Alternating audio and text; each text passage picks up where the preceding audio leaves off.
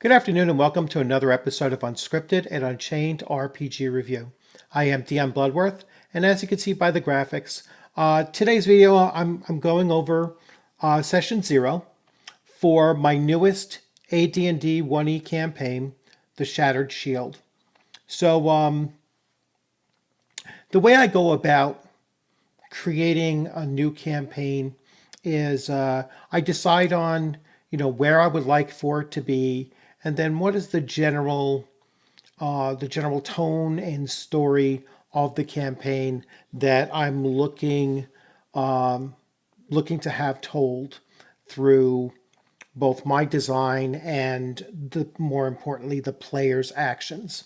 So what I did was quite a while ago, because I've run this campaign solo with just one other player, and I really like the way that it worked out.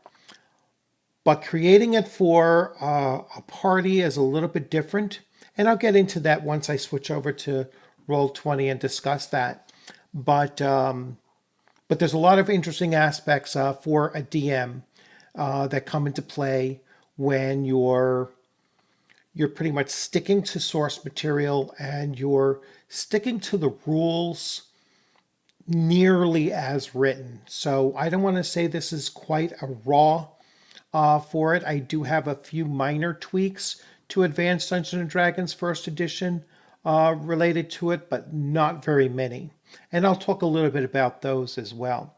So this is not only a preview of my campaign to those that aren't actually participating, but it's also a refresher for the 4 players that attended the Session 0 yesterday. And for the 2 that are still outstanding, this will kind of give you a little bit of a heads up as to what to expect in this campaign, and pretty much how to set up your characters as well. So without further ado, I am going to shift over to that screen and start talking about where we stand right now in the campaign. Excuse me. So here you have, and I'm going to switch here. So here we have Roll20, and here are the characters that have been created so far. So we have Michel Arsenault, who is a fighter, and he already has quite an extensive backstory that I have to read through and start working into the overall story and see how that will impact the rest of the other characters, the rest of the other characters' stories as well. So he is a fighter. He was training to become a paladin, and yet the most recent events had kind of cut that off, and so now he's a first level fighter instead of being a first level paladin through no fault of his own. And part of what I'm going to develop as a DM for this player and part of this story is to get him back onto that paladin path. So that'll be an interesting thing to do.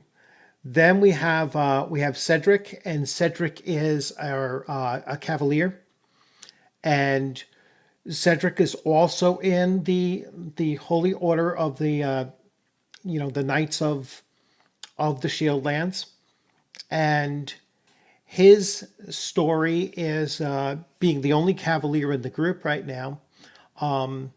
His story is to see how the knighthood is going to continue forward, whether it's going to remain the Holy Order, or if it's going to become much more of just a martial order. So primarily, paladins, cavaliers, fighters, and any of the other support classes that might fold into that as well. So it's going to be interesting to see how the player, handles or chooses sides in this particular rift that's going on in the order, in the holy order of the Knights of the Shield. Then we have Varys. Varys is a ranger, and rangers were brought into the order as a necessity because they're just coming out of a war with the Horn Society, which is their actual direct adversary was a very large horde of hobgoblins that that as a ranger he was actually quite skilled at combating, and so he was brought into the order, and whether it be the Holy Order of the Knights or the Order of the Knights, the Holy Order was more accepting of rangers because of their ability, very specific ability of being combatants against various humanoid tribes based on or types, I should say, based on the individual rangers' choices. But the other thing is that in his case, he's a chaotic good ranger. The fact that hobgoblins are lawful evil by nature, that it kind of plays into you'd want somebody who is a direct counteract to what they're facing as well. Then we have Tyrande. Tyrande is an elf paladin, and she has an extensive backstory as well, and she's going to be faced with a number of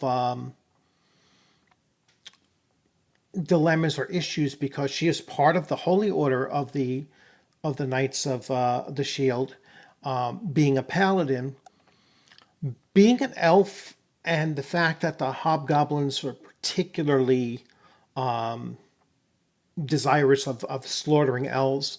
I got to build that into her backstory as well. So that's going to be an interesting thing to try to get all of these different moving parts involved. Now, the other two characters coming in, which they haven't been created yet, is potentially another paladin and another ranger.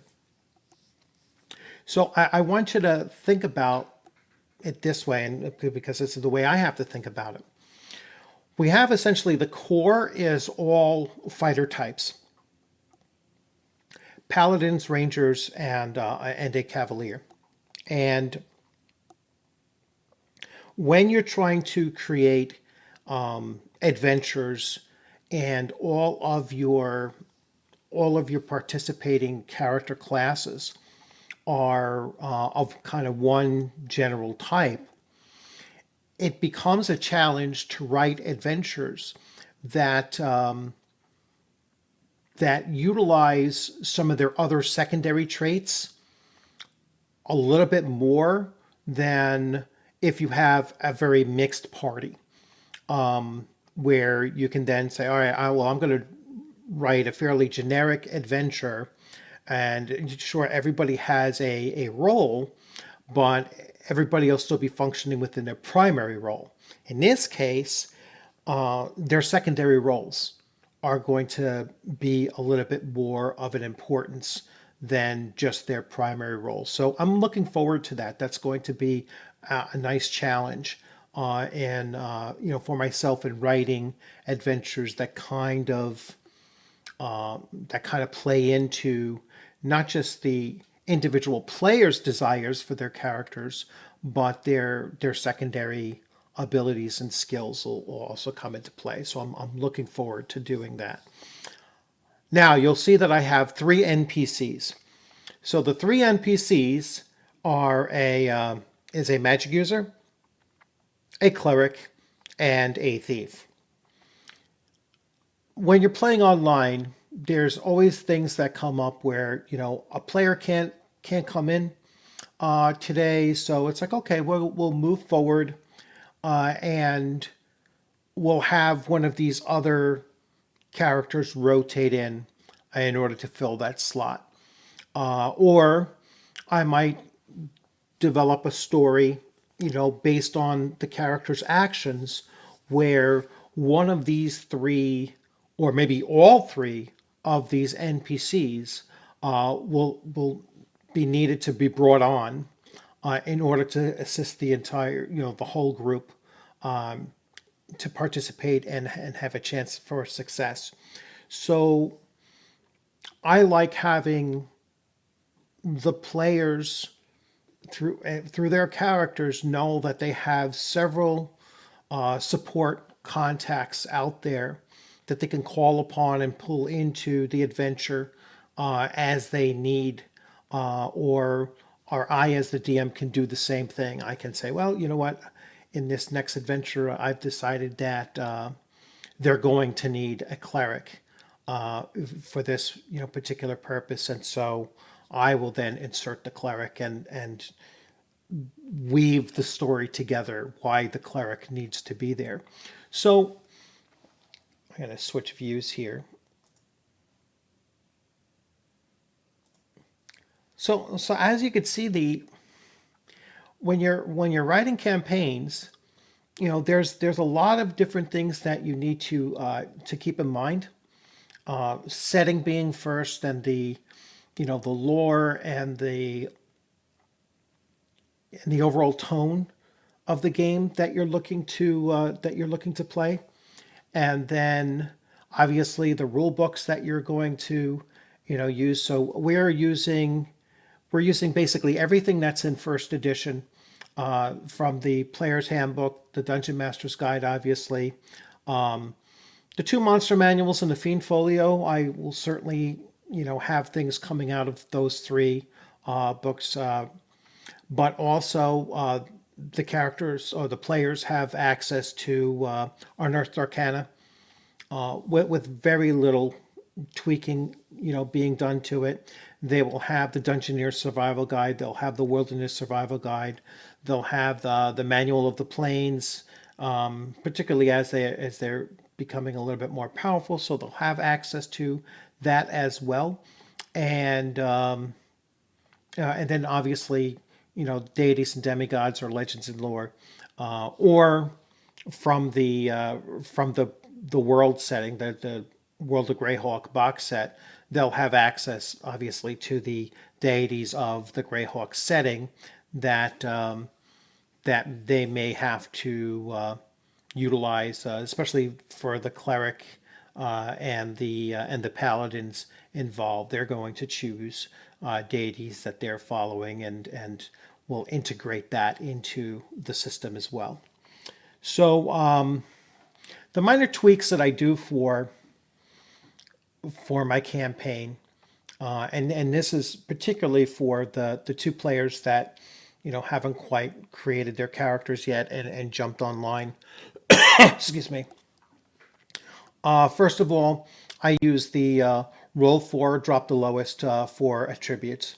So they roll four, drop the lowest, to place them as they wish, and if they're still not meeting the prerequisites for the character class that they want to play, they can increase their highest rolls to match up at least with those prerequisites.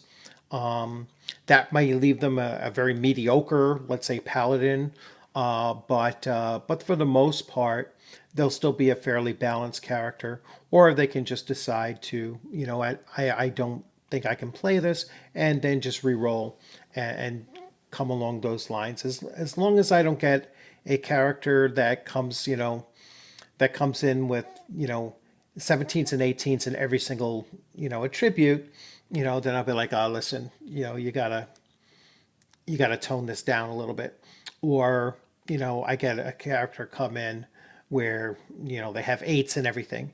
I will also say, listen, why don't you just try to try to think of a different class, or re-roll do something along those lines, because I don't want the players to feel that they have to play a severely broken character, and I also don't want them to be playing a character that is superhuman in almost every aspect.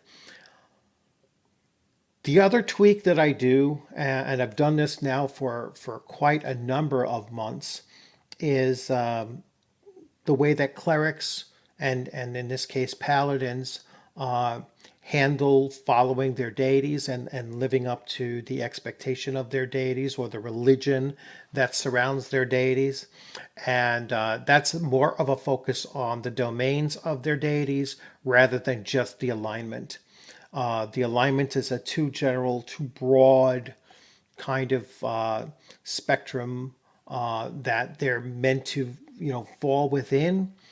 But I like very specific things. So if they're, following a deity that is a deity of healing and law and warfare, then their clerics or their paladins are going to have to show or demonstrate actually doing those things during the time frame that would be required for them to regenerate their deity's favors. Well, I don't call them spells; I call them favors. So, if you're worshiping the god of healing and you're a cleric, it's fairly simple. You have to heal, a certain number of times throughout the week in order to maintain and keep bringing on your spells coming back to you, or your favors coming back to you. And that in itself can sometimes lead to a whole different adventure. So the cleric of the party might say, hey, we haven't found anything where I can meet the requirements of demonstrating the domains of my deity. We need to do this adventure. We need to take that job, or we need to go help this group here because that is going to meet that goal. If you want me to be able to heal, then we have to do certain things to appease my deity so that I can continue receiving those favors. And same thing with a paladin as well. The only other thing that I do is with Constitution bonus and hit points, as it is. Let's say you have a Constitution with a +3 bonus to it. That means that, excuse me, I wish I had a +3 Constitution. My asthma is going crazy. If you have a +3 Constitution bonus, that means that you don't have to make a system shock check for going to -3 hit points. At -4, then you have to start making your system shock checks. So whatever the bonus is where your character in the negatives would then have to start making those rolls beyond that point. Let's say you had a character that has a -1 Constitution. That doesn't mean that you have to have a system shock check at 1 hit point. All right, but you would at 0. All right, so that's the difference. Is that so that character is is really at a disadvantage if they do get brought down to a lower hit point level. The other thing that I do with that is that if you went down to -3, and then let's say they cast a healing spell on you and you're back up to 1, you're not up and running. You're not just, oh, okay, I'm fine now, and I can start casting my. So you were at -3. All right, so now you're at a +1. You won't be fully active, all right, until you have fully recovered from that negative, all right, which won't happen until 4 hit points. So another healing spell might be required for you. Otherwise, you're going to have to wait until you have rested for a number of days to recover those individual hit points until you are back up to fully recovered from your at one time negative hit points. So that's the other thing that I do. So it's a little bit of a tweak as far as the consequences of going below 0 hit points, and and so that's one thing for you to realize, that this is not as kid gloves as some of the more recent editions of D&D. So this Advanced Dungeons and Dragons First Edition a little bit tougher, especially for low level characters. So once again, I hope you enjoyed this. I'm going to switch views finally and come here. So I hope you enjoyed this introduction to a new campaign. Like I said, I still have 2 open slots for it. If you're interested, then just drop a comment in the comment section. And for those 2 players that I'm waiting on, once you come in, and we'll get you all set up before Friday's first session. So so I'm looking forward to getting this moving forward, and I'm looking forward to our very first adventure next Friday. So once again, thanks for joining. I look forward to seeing you on a gaming screen sometime soon. I had a great time yesterday going through our session 0. And stay safe out there. And if you like this video, please give it a thumbs up. If you hadn't subscribed, please consider subscribing. And leave your comments in the comments section if you have any questions about running an AD&D First Edition campaign, or just an adventure set up for AD&D 1E. So have a great afternoon. Thanks for stopping in. Take care.